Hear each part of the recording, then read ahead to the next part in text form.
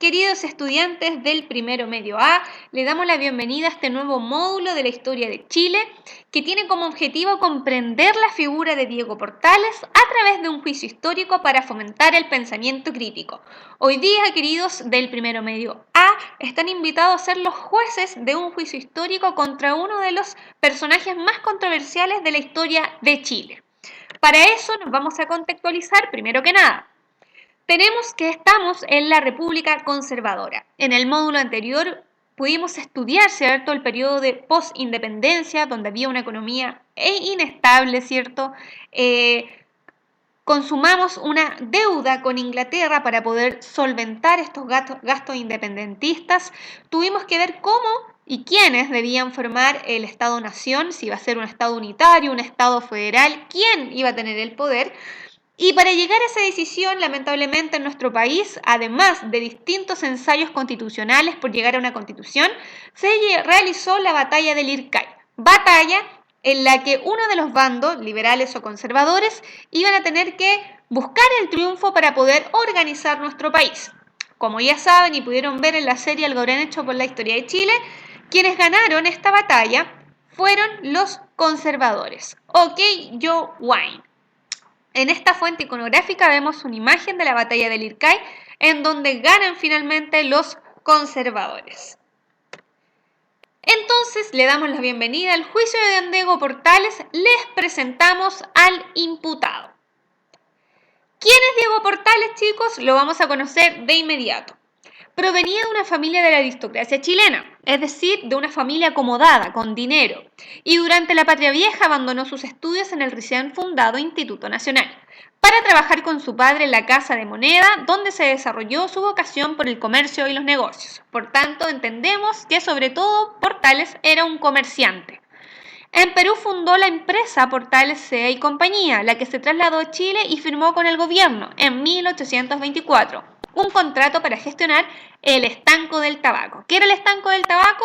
En el fondo era un monopolio para poder vender tabaco, naipes, licores, pero esto se hizo con el objetivo, chicos, de que pudiesen, con las ganancias del estanco, poder pagar la deuda con Inglaterra. Por tanto, Portales se comprometió, ¿cierto?, a poder hacer funcionar esta compañía y quedarse con algunas ganancias, pero la otra era para solventar, ¿cierto?, las deudas que tenía el Estado de Chile. ¿Habrá cumplido con su promesa con el Estado de Chile? Lo vamos a ver más adelante.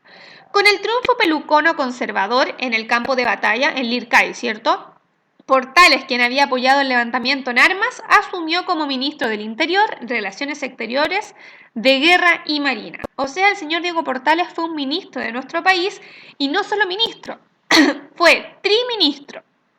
Vamos entonces al juicio. En la Fiscalía del Ministerio Público vamos a comenzar, ¿cierto?, por darle los antecedentes de la denuncia y que hemos decidido iniciar una investigación. Señor Diego Portales, usted ha sido acusado por los siguientes motivos y o antecedentes. Damos la palabra al historiador Gabriel Salazar, quien nos va a presentar, ¿cierto?, los argumentos en contra del señor don Diego Portales. En Portales no existió ni una opción republicana ni una democrática. Ignoró la soberanía popular y los proyectos constitucionales. Nacieron de ella. Ignoró el diálogo con sus enemigos políticos, la amnistía para los ciudadanos opositores y aplicó penas máximas contra los que discreparon y se rebelaron. Usted dice, señor Gabriel Salazar, entonces, que aquí no hubo una opción republicana ni democrática porque el señor Diego Portales habría ignorado la soberanía popular, es decir, el poder del pueblo y todos los proyectos constitucionales que nacieron de esa soberanía popular. Además, usted dice, señor Salazar, que no hubo diálogo con los enemigos políticos, es decir, no hubo diálogo con los liberales. Interesante, ¿cierto? Porque además usted dice que él aplicó penas máximas contra aquellos que no pensaban igual que él. Así es, mi señoría. OK, ¿qué otra cosa o argumentos tiene en contra del señor Diego Portales? Continúo. Se ha dicho a modo de justificación que su conducta dictatorial, arbitraria y represiva era necesaria por razones prácticas para constituir un orden que realmente funcionaría en una sociedad que era aún primitiva y dominada por su enorme falta de ilustración. Su genialidad heroica habría consistido, por tanto, en asumir conductas dictatoriales al servicio superior del realismo político, ese que ignora los medios para llegar a los fines. Señor Salazar, usted dice que, señor Diego Portales, entonces, sin importar cuáles eran los medios para llegar a sus fines, ¿cierto?, fue un hombre dictatorial, arbitrario, represivo. Y usted está diciendo que para llegar al orden, él en verdad consideró a los chilenos como una sociedad primitiva y dominada por su falta de ilustración, ¿cierto?, para poder llegar a un orden. Es decir, pasó a llevar algunos de sus principios democráticos. ¿Es así? Así es. Es decir, él ignoró los medios para llegar a los fines. Interesante, para sus ideas viene también el historiador Sergio Villalobos, quien también nos va a presentar algunos antecedentes en contra del imputado. Muchas gracias, señoría. Las virtudes y capacidades tradicionalmente dadas a Portales son falsas y constituyen un mito, una leyenda fabricada por la aristocracia pelucona con el fin de justificar su permanencia en el poder, encarnada en una serie de gobiernos autoritarios y despóticos. Portales no fue un hombre honesto, sino un traficante sin escrúpulos. No fue un gran estadista, fue un dictador cruel e impecable. Usted no está diciendo, señor Sergio Villalobos, que todo lo que se nos ha contado de Diego Portales es un mito. Es decir, que él es una imagen, una marioneta de la aristocracia pelucona o conservadora, que para llegar al poder, ¿cierto?, tuvo que tener ciertos roles y acuerdos con la aristocracia. Así es, su señoría. Interesante, puntos, pero ahora vamos a ir a la defensoría, porque sin defensa no hay justicia. Señor Diego Portales, solicitamos a los abogados defensores presentar sus pruebas a favor de su cliente. Lo escuchamos al señor Alberto Edward. La idea majestuosa, simple, que inspiró a don Diego Portales era realizable y capaz de organizar un poder duradero y en forma, porque ella reposaba en una fuerza espiritual orgánica que había sobrevivido al triunfo de la independencia. El sentimiento y el hábito de obedecer el gobierno legítimamente establecido. Usted nos está diciendo, señor Alberto Edward, que lo que tenía que hacer don Diego Portales fue el único capaz de organizar un poder duradero, es decir, que Chile estaba en un desorden. Así es, su fuerza espiritual, ¿cierto?, el sentimiento y el hábito de obedecer a un gobierno, lo estableció don Diego Portales. Interesante, abogado. ¿Algo más que agregar? Nos encontramos ante un poder legítimo, restaurado después de una larga usurpación, y que desea borrar hasta el recuerdo de la anarquía. Los ministros ponían silenciosamente orden en todo. Esa sensación de estabilidad la experimentó el país desde el primer momento, como por obra de milagro. Nadie se atrevió a combatir un poder que no dudaba en un solo instante de sí mismo. O sea, es el primer gobierno que logró restaurar a lo que usted llama como un desorden, es decir, este proceso de anarquía donde los distintos poderes intentaron llegar a un consenso por una constitución. Usted dice que él fue el único que dio calma a ese proceso de anarquía. Así es, orden en todo. Dio sensación de estabilidad por primera vez en nuestro país.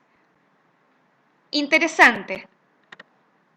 Vamos a dar cierto inicio al segundo defensor del señor Diego Portales. Damos la palabra al columnista del diario El Mercurio, Roberto Allende González. Muchas gracias, su señoría. Diego Portales, un gran intuitivo, que poseía una personalidad avasalladora y tomaba decisiones sin vacilar, con gran firmeza. Ejerció el poder con autoridad incontestable y segura. Su lema parecía ser: yo asumo toda la responsabilidad del poder y para ello me tomo toda la autoridad. Chile venía saliendo de un periodo de 7 años de vacilaciones, de caudillismo, de teorizaciones ingenuas, de torpeza, de falta de sentido de práctica. El pulso firme de Portales se hizo cargo de la situación. Usted nos está diciendo entonces que él era una persona con mucha seguridad, incontestable, nadie le podía decir nada. Así es, porque tomaba decisiones sin vacilar, no dudaba. ¿Y usted cree que es necesario un poder así en nuestro gobierno? ¿Era necesario? Por supuesto que sí. Como él tomaba toda la responsabilidad del poder, decidió ejercer la autoridad. Interesante.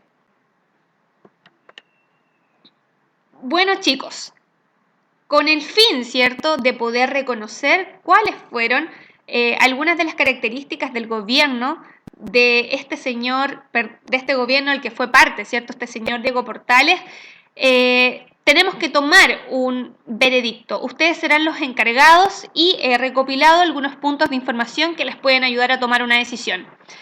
Si se dan cuenta, algunos de los conceptos, ¿cierto?, importantes dentro de la defensoría y también, ¿cierto?, de la contraparte, es el ideal de orden. Tenemos que reconocer que el señor Diego Portales tenía el objetivo de establecer un orden. Después del periodo postindependencia, entre comillas, que algunos historiadores hablan como un desorden, otros lo hablan como un periodo de libertad en el que se estaban tomando decisiones de cierta manera democráticas. Sin embargo, el ideal de Portales habla de un periodo de anarquía, ¿ya? Para eso dice que crea una Guardia Nacional, un grupo compuesto por ciudadanos que vigilaban la mantención del orden y la exaltación de símbolos patrios. Ahí podemos ver, ¿cierto?, distintas visiones que hablan, por ejemplo, nos hablaba el historiador Gabriel Salazar de algunas represiones y malos tratos que tuvo Portales con aquellos que no pensaban igual, ¿ya? Pero por otro lado tenemos historiadores que defienden la visión de Diego Portales y que era necesaria una mano dura para poder llegar a una estabilidad. Todo esto ustedes tienen que ir problematizando. Aparte, Diego Portales nos dice que las instituciones deberían estar por sobre las personas. Por lo tanto, todos los ciudadanos deberían responder de manera respetuosa todas las decisiones que se tomaran desde las instituciones. Por eso él creó esta Guardia Nacional para, ¿cierto?, vigilar de cerca a la ciudadanía. Se habla de autoritarismo dentro del personaje de Diego Portales, un poder ejecutivo con muchas atribuciones constitucionales. El autoritarismo, según Portales, era necesario hasta que en Chile existiera una clase política capaz de dirigir al país. Además, como habla, ¿cierto?, el historiador Gabriel Salazar, nos decía que para Portales el chileno era un salvaje, aunque no había sido educado ni domado. Por eso, Portales también buscó potenciar el patriotismo y el desarrollo de una cultura cívica.